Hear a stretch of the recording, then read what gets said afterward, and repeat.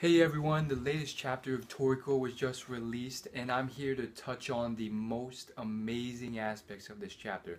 First off, I have to give this chapter a solid 4.5 out of 5, which is pretty darn high, but it's something fresh and new and exciting, and I'm not gonna lie, some of the Toriko chapters so far have been getting pretty stale, which is kind of tough because of the standard it's holding up with every chapter, but the la- last chapter and the chapter before that, meh. I mean, they weren't that great. But honestly, Toriko is just such an amazing manga, and it's just getting better and better that I cannot complain. And this chapter was something that was quite amazing. The first thing I want to talk about is the whole fact that they are shipping all these ingredients from the gourmet world, where even like the lowliest ingredient is something beyond our imagination and taste, and just something exceptionally amazing. And now they're giving these to the human world, who pretty much starved to death before. They would literally just be starving to death eating like the most mundane foods, and now they're getting all this amazing food. Wouldn't it be great to live in a world of Toriko where good food tasted great, and on top of that you got jacked from eating it? But it's quite interesting that finally the human world's getting something, and apparently Octo-chan is going back and forth, just shipping all this food over. The next big thing I want to talk about is the fact that good guys on our side are getting the air fruit from Akatsu's four-course menu, and as you can see, they are leveling up their power because of it. And you literally see the demon arm ripple through and manifest itself when the salad air is eaten. And from what I can tell, what's happening is that the humans are getting just gourmet world food, and then the high level allies of Toriko is getting the actual air fruit. And now, the problem with this is that, again, the fact that it's so abundant and so common, and it's being shipped by something that's not exceptionally strong, it really makes me worry about the bad guys, pretty much Neo at this point, getting this fruit and just killing this Octo-chan and stealing the food, which they probably won't mind doing, or something else along those lines. And that pretty much scares me, and pretty much thinking that it's just going to be a level playing field where everyone's going to have this leveling up by eating the air salad, and there's no real advantage to be gained. But as for now, the temporary current present time, heck, they're the only ones with the fruit. They're the only ones who have eaten this 100% fully prepared air salad of Akatsu's full-course menu, which is pretty darn awesome.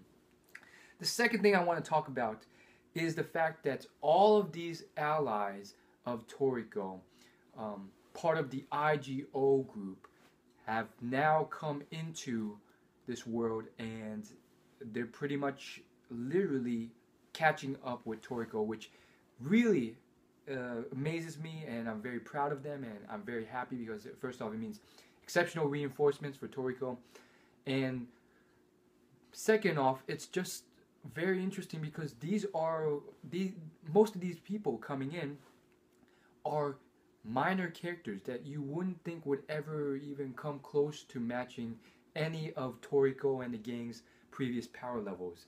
And to even enter the gourmet world, it's exceptionally hard.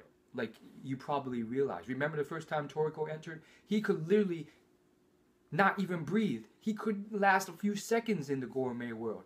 And yet now we have all these minor characters that are coming in, following behind, just a few steps behind, which means that they've progressed in power levels tremendously. And even if they're not up to Toriko standards and the Four Heavenly King standards, they're pretty darn strong. And I feel like the author may be stretching it, because now we have Zong-sama in the gourmet world arguing with the bewitching food world. And although I'm very excited for Zong-sama to return again, because he holds that sort of slapstick humor similar to Usopp in One Piece or Hercule in Dragon Ball Z. This character who's not strong at all, who adds humor by pretending to be strong. I mean, you can't deny that this had to be somehow based off Hercule from Dragon Ball Z, if you've seen Dragon Ball Z. But Zong-sama, I'm still happy that he's here because he's adding this great humor that I very much enjoyed. This guy who's pretty much weak as all hell, who's still keeping up with things, who's technically not weak if you compare him to humans, but like nothing in comparison to the main character's power level. And on top of that, just very fun and humorous because of his personality of trying to cover up the fact that he's weak, just like Hercule from DBZ. Although, it is somewhat, unlogical and unreasonable, and I think the author is stretching it by putting him into the gourmet world. I don't know what he's doing here. I think he sort of purposely forgot the fact that, hey, just breathing and surviving for a few seconds in the gourmet world used to be hella hard. Anyhow, moving on from this minor thing, I'm very much excited because a lot of these characters, when you really think about it, they're not really minor characters. Like, some of them are pretty strong. They were highly ranked chefs in the chef cooking fest. And it warms my heart that there's still good guys on the IGO team trying to help out. And the whole thing, I mean, it's revealed in this chapter, at least it seems to be implied that at least some of the chefs think that Teppei has all along been in Neo. But we know not for sure, but we think that most, if not all, of Neo is being mind controlled against their will. And honestly, I've voiced this before. I prefer it that they on their own will chose to join Neo. I don't really like this whole mind control thing because it ultimately means that this third faction, Neo, is really just like a couple people mind controlling this whole army, which is not as cool.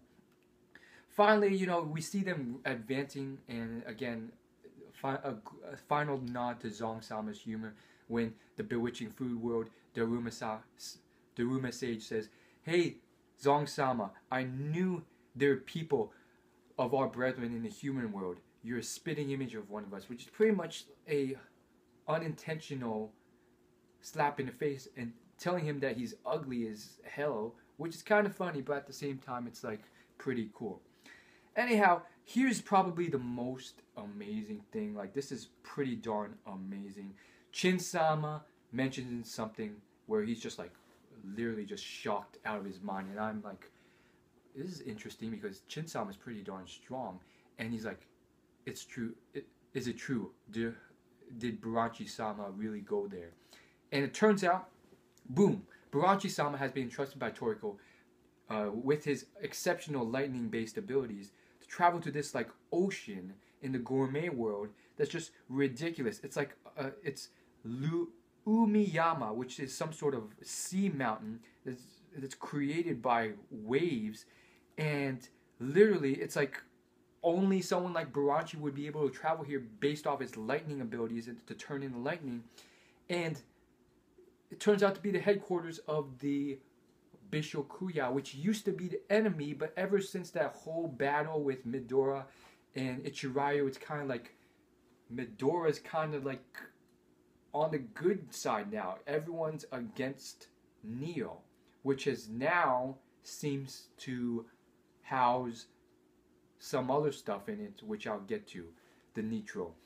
But it's very interesting because it's so badass, like this whole thing with this, how it's phrased in this chapter, and the whole drawing of the images, it's just like ridiculous. Like the headquarters to this Bishokuya headquarters has just gotten more and more badass and dangerous. Like and the way it's depicted is just like all this lightning and fire. I mean, not fire, but like all these waves. It's like a hurricane and this mountain, and it's just like very dangerous. Just getting to the top of the mountain so you can go in, and then you look down into it, and it's just this like deep dark hole, and you don't know what's in there. You know there's going to be Bishokuya members that are hella strong, including Midora, and then here comes Barachi, phrasing it just exceptionally well. He's like, so I wanted to initially just kill this Midora character, but just looking into this hole, this deep dark cavern, the current base of the Gourmet Corps, it's like I don't know even know if I'll make it here alive. And here's how he phrases it: it's like looking right into the eye of hell. And then he's like, the strongest man in the world, huh? It'd be great if I could just make it here alive. And it's just classic Tengu Buranshi personality. He's like, when he told me this and I was coming here, I just wanted to cut this Midori character, the head of the Gourmet boss, in half. But this is some, quote, effed up shit. Excuse me for cursing, but that's how it's phrased. And it's just like ridiculous because you're looking into this deep dark cavern on top of this mountain made of waves and water, this hurricane, and it's like storming outside. And then you look into it and it's just like ridiculous. And, I'm supporting it. Like, that should be the general vibe of it. It's very much DBZ-esque in that bad guys aren't that bad. It's kind of like how Piccolo turned good in DBZ. And I think, it's a wise move. Toriko, being the pure-hearted man he is, has realized Midora isn't really a bad guy anymore. Or maybe he's just realized maybe we need some help. Or Midora still has some good in him. Because the true enemy has to be Neo right now. And we have to do anything we can. And what he's doing is literally sending in a dramatic power booster. He's literally delivering air which will awaken a good portion of every one of these people's inner demons into them. And it's just going to release tremendous power levels. But moving on, finally we get to, I guess, Dining Planet, which may or may not be the headquarters of Neo. And now we find all these talking Nitro that are all very unique in how they're dressed and how they look. And they're talking and they all look really old, and these maybe blue Nitro, and they seem very dark, and it's not like they're moving their mouths while they're talking, and the way they talk is just like, it's written like they're almost like emanating, not even making sounds, but somehow blasting their thoughts into your brain, and it's just like ridiculous because it's like, this is pretty darn insane. And now we got Nitro, and it's just like, what is going to go on? Because they're pretty much, this chapter is pretty much saying that they're allied with Neo, and they're all going after something big. One of the things that they want is Akatia's full course. But now on top of that, it's like they want something deeper, darker, more dangerous. And it's like the Bishokuya, but worse. The Bishokuya, they wanted to just break all the rules possible to get as many high-level ingredients as they can to eat and power themselves up. Neo's doing that, but even something worse, which we haven't figured out what. And on top of that, there's very high-level people here, and now we know that these Nitro do talk, and they just have chosen not to, including Nitro that Toriko have met in the past. And finally, the biggest thing, though, is that now it's revealed that one of the Nitro recently met, I don't know about recently, but it seems to be recently, met Akatia in an area on the Gourmet world called Gourmet Area 7, which means that Akatia is still alive, which is ridiculous because it seems like people with Gourmet level abilities, with Gourmet cells in them, can live like hundreds, if not thousands of years. A great example is Setsuno. But it seems like they still do age over time, so it's like, what the heck's really going on? But on top of that, it's like, Akati's still alive. That's just ridiculous. And that may just allude to some problems. Finally, though, the final cuts to Toriko, and it's just this heroic cut of him finally getting up to par and with his 3 heavenly kings to just play with this Monkey King. And before the cut, one of the Nitros was like, there's no way ever that these people will ever be able to get pair from the Monkey King. And so I predict some very simplistic, it's so obvious what's going to happen. I'd be very happy if something different happened, but it seems like most likely they're gonna manage to play with the Monkey King, and then while he's just like relaxing or napping or having fun. They're just gonna like steal his balls from him or something like that, or cut a portion of them off. Who knows? Maybe his balls aren't his balls. But that's it for this video review of Toriko, and thank you so much if you watched this whole thing to the end. Chapter is very short, and again, if you guys are wondering why it's taking so long to upload videos, where the video is going, I've mentioned this before. You know, time constraints with life, plus the fact that these videos take a long time to record because I like to talk and touch on all of the big concepts and big things that I found very useful and important in my videos, and also because I'm really just advancing my other channels. My main channel, youtube.com/willyouLaugh, which you can find through my about section on this channel. It's just it's taking a lot of time also, and then I have my gaming channel, which I have plans for as well. But my main channel, I have a lot of ideas and new things I want to implement, and there's probably going to be some changes to the quality of my videos on there.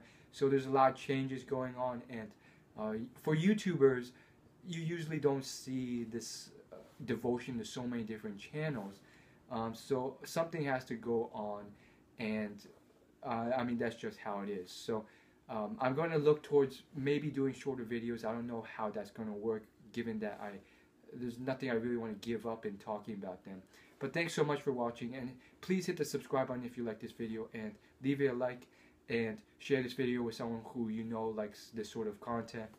I'll see you in my next video.